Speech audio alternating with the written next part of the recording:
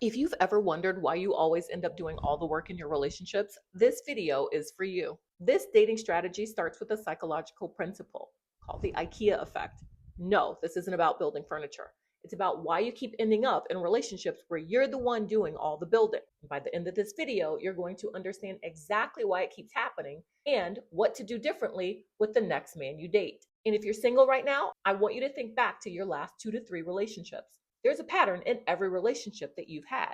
And while this might sting for a minute, you are the common denominator. Now, that's not an insult, it is a diagnosis. Because if you're the common denominator, you're also the variable you can change. So, whether he ghosted, lost interest, or he kept you around as a girlfriend adjacent option, the pattern started long before he pulled away. So, the question isn't why he changed, the question is why the pattern keeps repeating. And it all starts with a psychological principle called the IKEA Effect. I'm Miss V, and I teach dating strategy for women from Monaco. And before you go rolling your eyes, Monaco isn't the flex. It's just proof that what I'm teaching actually does work. 4 years ago, I couldn't have taught any of this. I was making the exact same mistakes as you're making right now. How do you think I learned about the IKEA Effect? By building an entire warehouse of emotionally unavailable furniture that escaped the moment it could. All right, let's get into it. So, what is the IKEA Effect? Well, it states that when you build something with your own hands, you value it more. It's also why people will sit there and defend an $80 table that they assembled themselves like it's a family heirloom. This principle works 2 ways. Every relationship where you planned the dates, initiated conversations, and dragged the entire thing up the hill while he showed up with good vibes, you were the one building the table. So, of course, you got attached to it. You spent the past 12 weekends assembling it.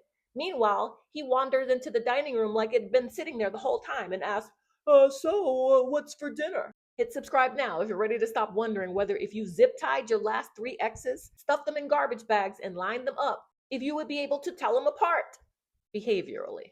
Now, disclaimer, for legal reasons, that's where this little experiment ends. All right, let's get into it. Every bit of dating strategy on this channel is designed to help you vet smarter and build a future with the right man instead of having to recover from the wrong one. Now, I'm about to tell you one of the most embarrassing dating stories of my life. I actually don't know if I should tell this story. Do you want to hear it? Back in my Chicago days, before I moved to the French Riviera, I worked in a building full of the 1%. One of the men who lived there asked me out to dinner. He named the restaurant. I texted him back and I was like, I know of a better one. He replied, okay.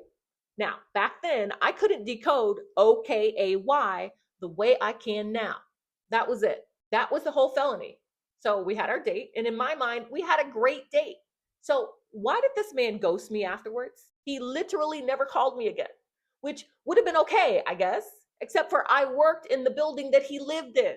Lord have mercy. Every morning and every evening when he got home from work, there he was. I'd hear that elevator from the parking garage ding.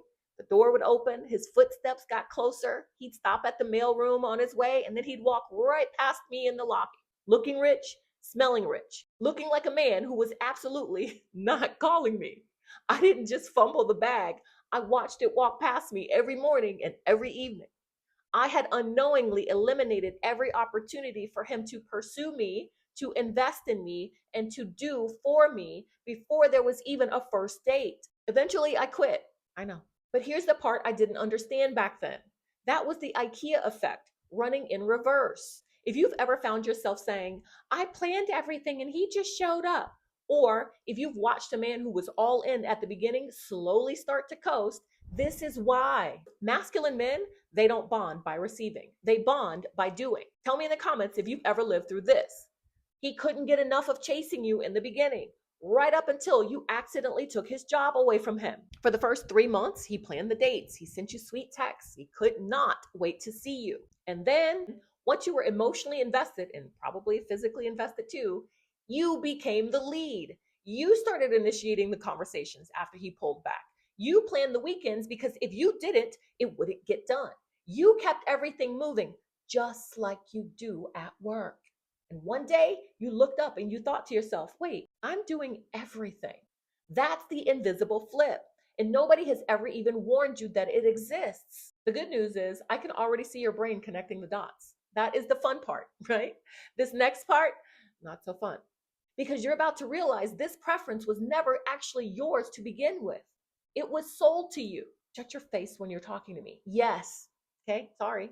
Movie after movie for decades. Hollywood doesn't ask, so, Chip and Bob, what's the healthiest way to portray a real relationship? Because reality doesn't sell. Look at the relationships around you. Are you still awake? Are you spending $22 to watch that play out at the movies? No. Hollywood asks one question: what will sell the most tickets? Watching a woman build a man is a much better movie than watching her date one who is already built. Think about it. Allie doesn't choose Lon, the successful fiance. She goes back to Noah and they do struggle love together in The Notebook. Melanie doesn't marry the polished senator's son. She goes back to Jake in Sweet Home Alabama. Different movies, same script. If this doesn't make you wonder, it should. Dating strategy for women has to start with you realizing that you've been primed for this dynamic long before you ever started dating anyone. Now, before you come for me in the comments, wanting to build something isn't the flaw here. The problem is that the movie ends long before he finally becomes the man. If he ever does. Before you know it, boom, the credits start rolling. You'll never know. But your life doesn't happen inside of a 2-hour movie, does it? It happens inside the next 20 years. Now, I know what you're thinking, but V, it's not that serious. It's just the movies. Okay, so why don't we ever hear about the opposite story? You know, the one where the woman meets a man who already has his life together, who already knows how to provide, who isn't on the struggle love bus, and then everyone around her applauds her decision. Instead, they're calling her materialistic, or my personal favorite, a gold-digging whore.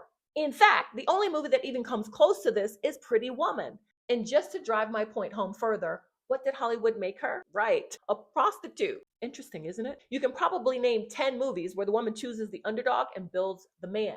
How many can you name where she consciously chooses the best man for her life and for her future? Exactly. That's not a coincidence. That is the formula. And if Hollywood spent decades teaching you one dating script, you're going to need a different one if you're planning on making it out of this thing alive and well off. That's exactly why I built the Dating Strategy Lab. I spent 6 months creating a framework that teaches you exactly what to say, what to ask to vet, and what to listen for on every date. So you know in minutes, not months, whether this man is actually qualified for your future. It starts with one technique nobody else teaches. And before this video ends, I'm going to show it to you. Anyway, here's what makes this so confusing. The men who chase you the hardest are literally the ones bringing the least to the table.